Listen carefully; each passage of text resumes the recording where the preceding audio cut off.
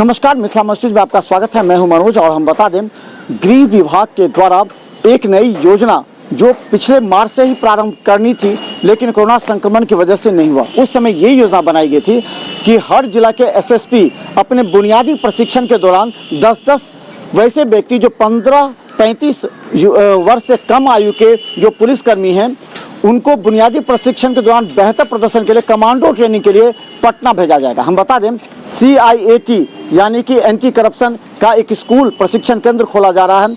अब उसको 5-5 में बदल दिया गया। पहले 10 जवानों को मंगाया जा रहा था, लेकिन अब 5-5 जवान बिहार के सभी जिलों से आएंगे।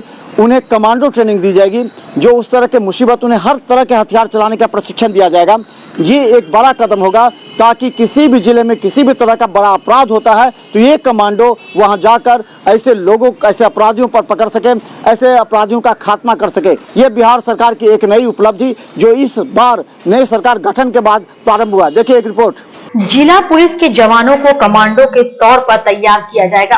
कमांडो की training counter emergency and anti terrorist school CIAT में होगी। पुलिस मुख्यालय ने सभी जिले के SP को कमांडो ट्रेनिंग के लिए 5-5 जवानों का चयन करने और उन्हें हथियारों के साथ CIAT स्कूल भेजने का निर्देश दिया है। कमांडो ट्रेनिंग उन्हीं जवानों को दी जाएगी जो नए हैं। जिला पुलिस को हाल ही में बुनियादी प्रशिक्षण पूरा करने वाले कमांडो को ट्रेनिंग के लिए चयनित करने का निर्देश दिए गए थे। इनकी उम्र 35 वर्ष से कम होनी चाहिए। कमांडो ट्रेनिंग के लिए जवानों का चयन बुनियादी प्रशिक्षण के दौरान उनके बेहतर प्रदर्शन के आधार पर किया जाता है। पहले यह प्रशिक्षण मार्च से मई के बीच होना था, पर कोरोना संक्रमण की वजह से तमाम तरह की ट्रेनिंग को रोक दी गई। प्रत्येक जिला बल से 10-10 जवानों को प्रशिक्षण देना था, पर संक्रमण का खतरा बरकरार रहने के चलते संख्या भी कम कर दी गई है।